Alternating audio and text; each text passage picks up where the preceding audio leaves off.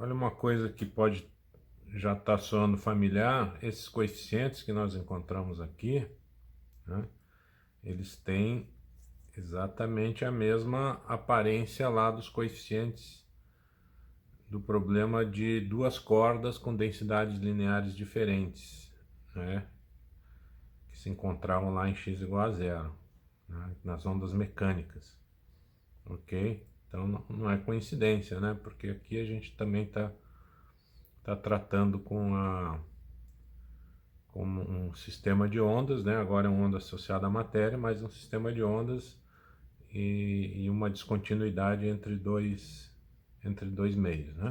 Ok? Bom, então só voltando aqui para reforçar, aproveitar essa página, deixar marcada essa novidade aqui, ó. Se a energia potencial não dá um salto infinito, como aconteceu lá na caixa, se a energia potencial não dá um salto infinito, então a gente deve exigir continuidade, tanto da função quanto da derivada primeira. Ok?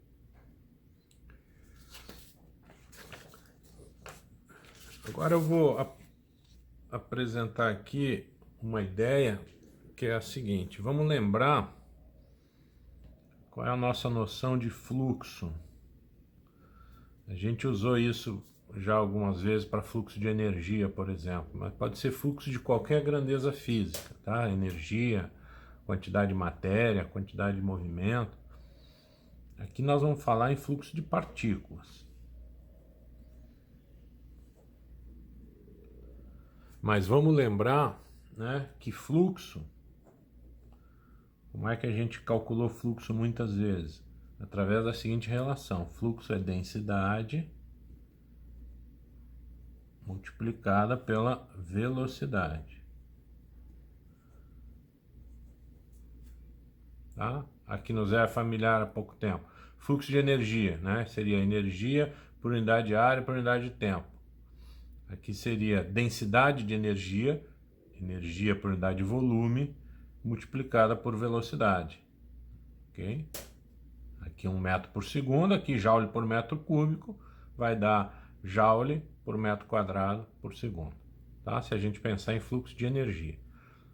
Aqui nós vamos falar em fluxo de partículas, tá? Que vai ser o que nós vamos interpretar a partir das soluções lá da equação de Schrödinger, né? Aqui uma densidade estaria associada ao quê? A densidade de probabilidade de encontrar partícula. Então aqui nós vamos ter um módulo de π ao quadrado. Tá? E aqui nós vamos multiplicar então o módulo de π ao quadrado pela velocidade da partícula, nós teremos o que seria o fluxo de probabilidade. E se a gente imaginar muitas partículas, isso aqui seria um fluxo de partículas. Okay? Pensando em uma partícula só, seria um fluxo de probabilidade. Tá bem? O que seria um fluxo incidente, então, no nosso caso? O fluxo incidente seria pegar a parte da função de onda associada às partículas incidentes, né? Então, no nosso caso, seria um módulo de A ao quadrado multiplicada pela velocidade, vou chamar de V1, seria a velocidade da partícula lá na região x menor do que zero. Teríamos um fluxo refletido, que a gente calcularia com módulo de B ao quadrado, vezes V1. Aqui é o mesmo 1, porque tanto a onda incidente quanto a refletida estão na mesma região, x menor que zero. E um fluxo transmitido.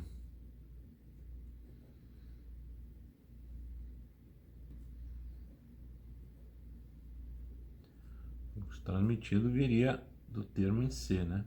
Módulo de C ao quadrado vezes V2. Agora um V2 aqui, porque a velocidade da partícula mudaria, né, quando ela passa para a região x maior do que zero.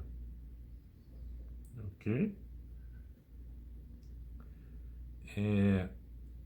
Só tentando dar uma ideia também um pouco mais concreta aqui desse tipo de relação, né? Por que eu multiplico pela velocidade, né? Será que partículas andando para a direita né? Eu teria aqui as partículas com o coeficiente A e com o coeficiente C, né? Elas estão andando para a direita. E eu estou considerando que a velocidade delas está diferente, né? Tá?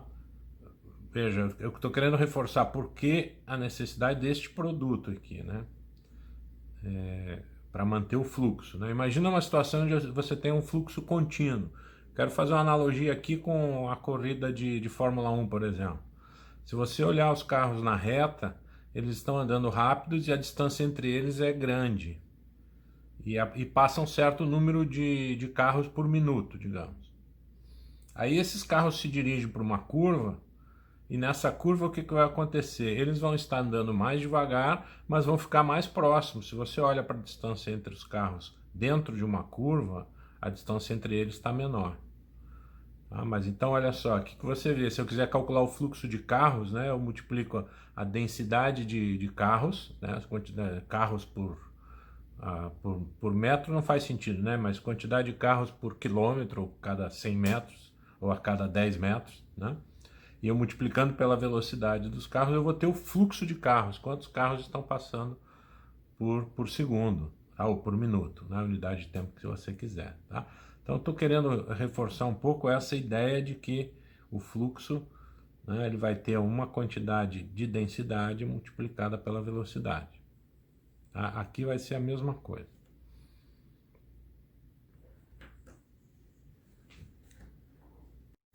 Bem, dito isso, então, nós vamos procurar o quê? Um coeficiente de reflexão. Vamos chamar de R. O que seria o coeficiente de reflexão? Que vai me dar a probabilidade da partícula ser refletida, né? O coeficiente de reflexão seria o quê? O fluxo refletido dividido pelo fluxo incidente. Concorda comigo? Fluxo refletido sobre fluxo incidente. Então seria módulo de B ao quadrado V1, fluxo refletido, né, dividido por módulo de A ao quadrado vezes V1. Né? Aqui é V1 também, porque a onda refletida, ou as partículas refletidas, estão na mesma região que as partículas incidentes. Né? Isso aqui deu módulo de B2 sobre módulo de A2. Então, nosso R, se a gente lembrar lá atrás, como é que era o B era K1 menos K2 sobre K1 mais K2 vezes A. Então vai ficar K1 menos K2 sobre K1 mais K2, isso aqui tudo ao quadrado, tá? Então esse é o nosso coeficiente de reflexão, que vai dar a probabilidade da partícula ser refletida quando ela encontra ali a descontinuidade em x igual a zero. O outro coeficiente seria o coeficiente de transmissão, vamos chamar de T aqui. Coeficiente de transmissão.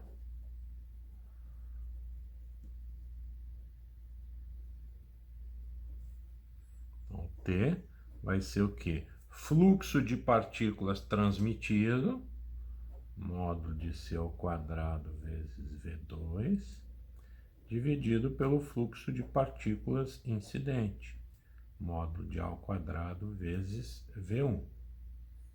Ok? Bom, mas aqui chegamos num detalhe importante. Quem é V1 e quem é V2? Né?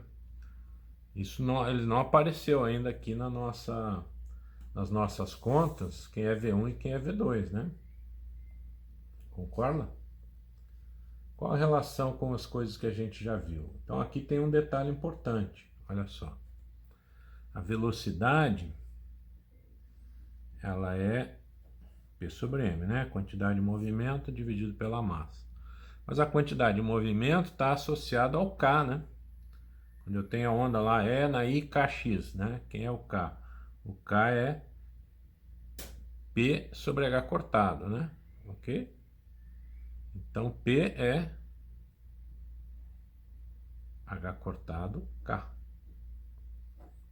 Então, nós vamos ficar com a velocidade sendo H cortado K sobre M. Tá? Se você não está achando isso aqui familiar, lembra que o K é 2π sobre lambda. E aí lambda é H sobre P, lá da relação de de Broglie. Pronto, aí você já demonstra esse passo. Tá? Então veja, se V é diretamente proporcional a K, aqui são constantes, ó, quando eu tiver V2 sobre V1, né, isso vai resultar em K2 sobre K1. Tá? Então nosso coeficiente de transmissão, a gente vai poder escrever assim, ó, módulo C ao quadrado vezes K2 dividido por módulo de A ao quadrado vezes K1. Tá? Porque o H cortado e o M vão comparecer no numerador e no denominador e vão, então, ser simplificados. Bom, a gente já conhece o C. Isso aqui vai dar o módulo de C ao quadrado sobre o módulo de A ao quadrado. O C era 2K1 sobre K1 mais K2 vezes A. Tá? O C era 2K1 sobre K1 mais K2 vezes A. Então, esse aqui é o quadrado. C quadrado sobre A quadrado vai dar essa parte. Aí a gente multiplica isso aqui por K2, perdão, sobre K1.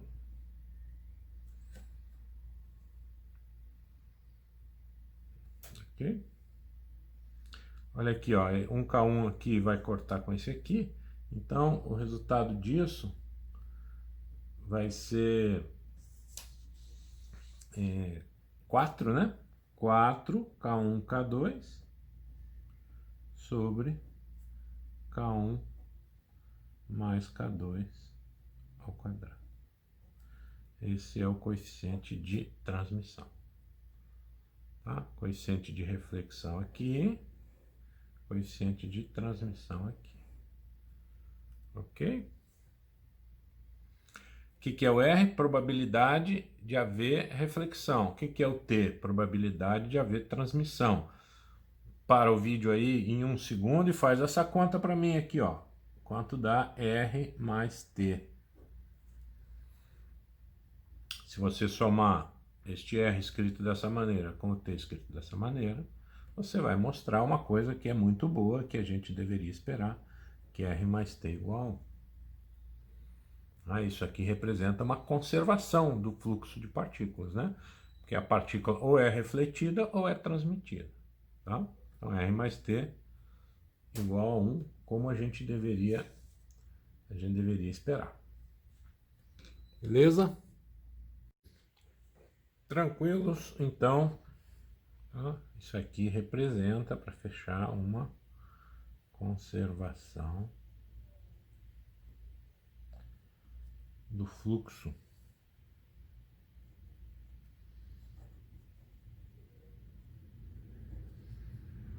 Tá? Ou passa ou volta.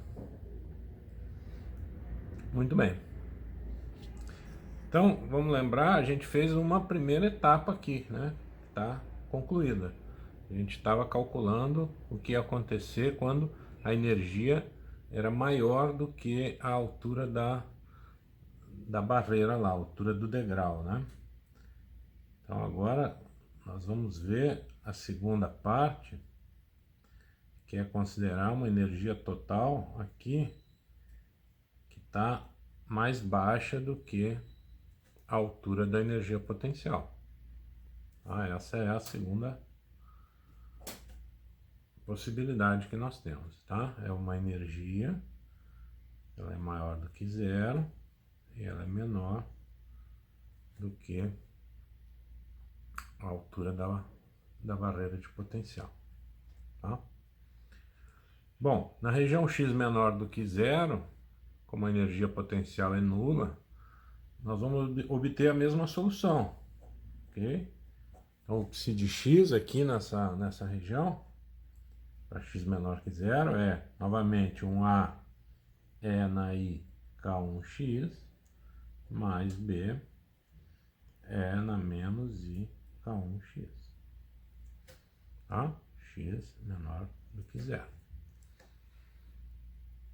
Já para x maior do que zero, olha só, nós vamos ter uma situação nova aqui, ó, porque nós vamos escrever a equação de Schrödinger, menos h cortado ao quadrado sobre 2m, derivada segunda de psi em relação a x, mais o zero psi igual a E vezes psi. Se eu isolar a derivada segunda de psi em relação a x, fica menos 2m E menos o zero sobre h cortado ao quadrado psi. Só que com um detalhe aqui muito importante, né? Veja, a energia é menor do que o zero. Então aqui é negativo, com esse menos, então vou reescrever aqui, botar outra folha, nós vamos ficar derivada segunda de psi em relação a x igual 2m o zero menos E sobre h cortado ao quadrado psi. Tá? Tinha um menos lá, eu troquei a ordem aqui dentro do parênteses. E então o que ficou agora? A derivada segunda da função ficou um número positivo vezes a função. E essa solução agora então passa a ser uma solução com exponenciais reais. Então, se de x, vamos escrever como um C E na menos alfa x mais um D E na mais alfa x, onde alfa é raiz quadrada de 2m o zero menos E sobre h cortado ao quadrado. Veja, nós estamos agora na região x maior do que zero. E o que vai acontecer aqui? Agora, aqui a gente tem uma solução para eliminar, uma parcela para eliminar, que é essa parcela com a exponencial crescente, né? Observa que esse termo aqui, D E na mais alfa x, ele diverge quando x vai para mais infinito. Fazemos, portanto, D igual a zero, para eliminar a divergência.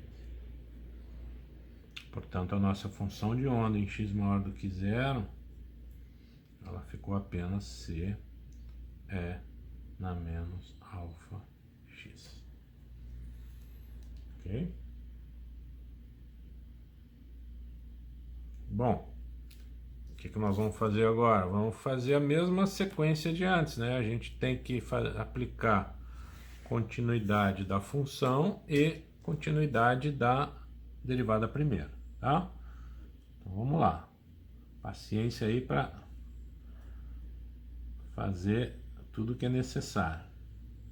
Continuidade de psi de x em x igual a zero. Faz com calma, tá? Não tenta acelerar para não cometer erros, porque aqui um erro pequeno pode acabar, né, produzindo um resultado muito errado lá no final. Então, faz com bastante calma. Continuidade de psi em x igual a zero. Então, psi de zero menos igual psi de zero mais.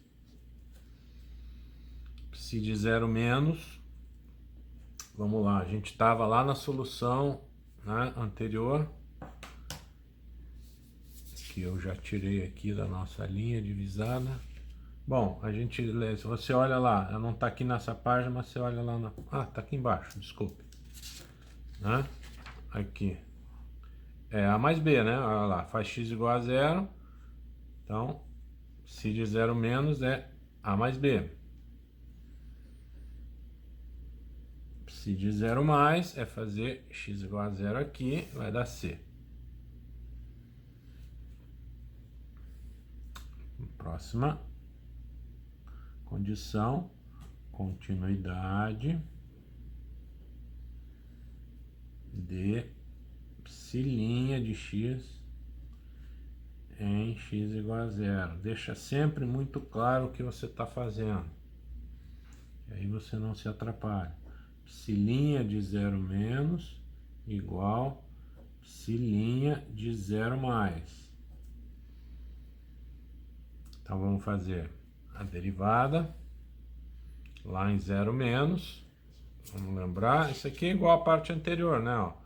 Vai dar um IK1A menos IK1B. IK1A menos IK1B. Psi' em 0 mais. Agora é derivar aqui, ó. Vai dar um menos alfa vezes C. Menos alfa C. Ok? A gente pode escrever como A menos B, para depois ficar mais fácil de reescrever as constantes, né? Então, A menos B, eu vou dividir tudo por I vezes K1. Então, menos alfa sobre IK1 vezes C.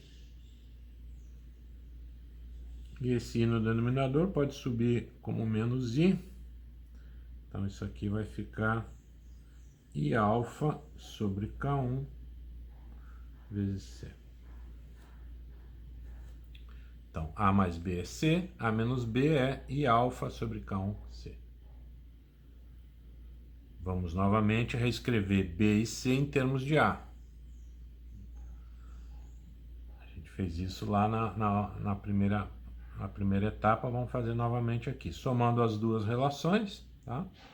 Então, nós vamos ficar com 2A igual a 1 mais I alfa sobre K1, que multiplica C. Ou 2A igual, vamos fazer K1 sobre K1 aqui, ó. K1 mais I alfa sobre K1 vezes C. Portanto, C é 2K1 sobre K1 mais I alfa vezes A. Encontramos aqui coeficiente C em termos do coeficiente A. Vamos achar o B agora, rapidamente. Tem que A mais B igual a C, né? Então, A mais B igual a C. C está aqui, ó. 2K1 sobre K1 mais I alfa vezes A. Portanto, B é 2K1 sobre K1 mais I alfa menos 1 vezes A.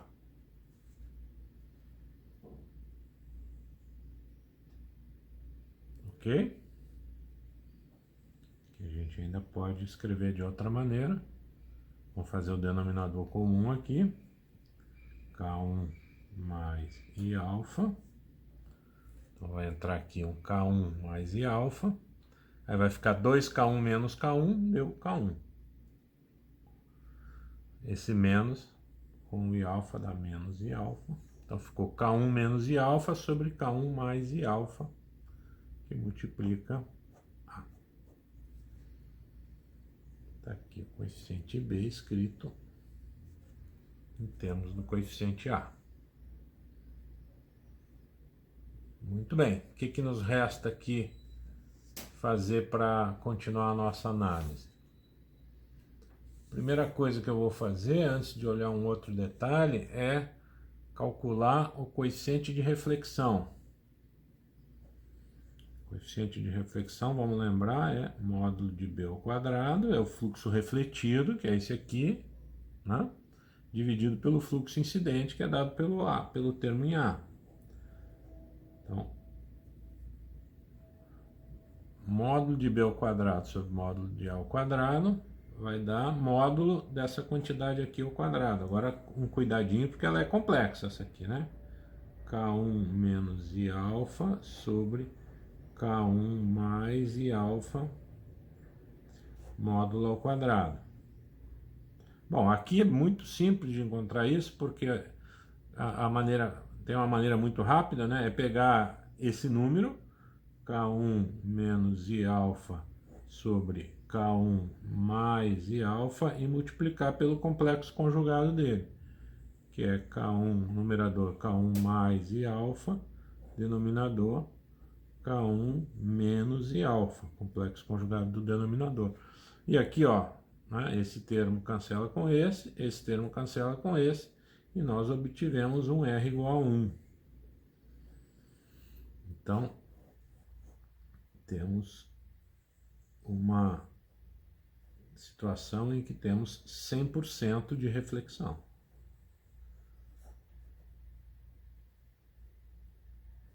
Isso significa que toda partícula que incide, vamos olhar aqui a forma do potencial rapidamente, né?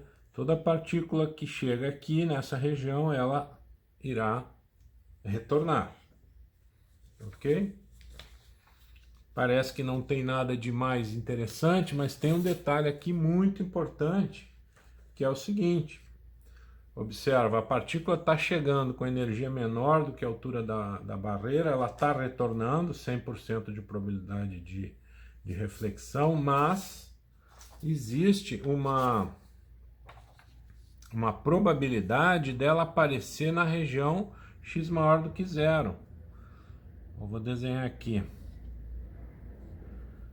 novamente o potencial, a energia está aqui abaixo, isso aqui é a energia, aqui está a energia potencial, mas nós obtivemos na região x maior do que zero, para x maior do que zero, o psi de x foi um C E na menos alfa x, ou seja, ela é uma função aqui, uma exponencial decrescente, C E na menos alfa x, o que significa que existe uma probabilidade de encontrar a partícula na região x maior do que zero, apesar de ser uma região onde a energia total está menor do que a energia potencial.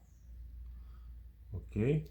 Então a gente diz que existe uma possibilidade, vou escrever isso, existe a possibilidade de quê? De encontrar a partícula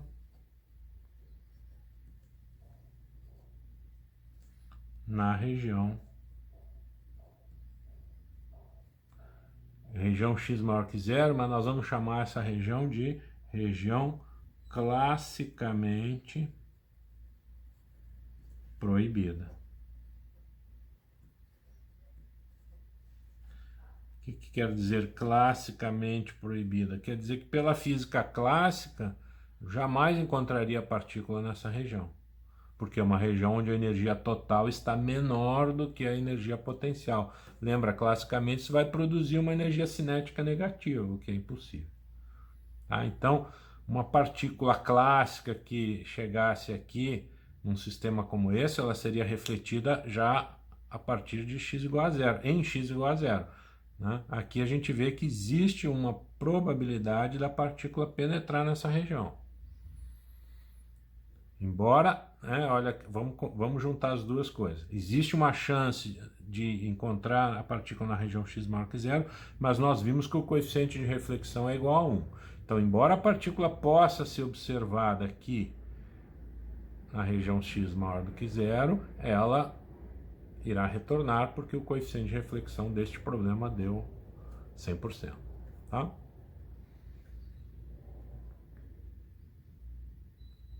Agora, né, como nosso próximo assunto, nós vamos estender um pouco a análise dessa situação e pensar o que vai acontecer se essa barreira de potencial inicialmente aqui nós resolvemos para essa barreira se estendendo indefinidamente. O que pode acontecer se nós tivermos uma barreira finita, uma largura finita aqui, né? Com a situação de a energia sendo menor do que a altura da barreira. O que será que acontece nessa situação aqui, tá? Nós vimos aqui essa coisa interessante dela poder aparecer na região intermediária. Será que agora, neste caso, a partícula, como ela pode aparecendo aqui dentro, ela pode de repente passar lá para o outro lado e ser transmitida, né? Aqui nós obtivemos um coeficiente de reflexão 100%. Será que conseguimos um coeficiente de transmissão aqui diferente de zero?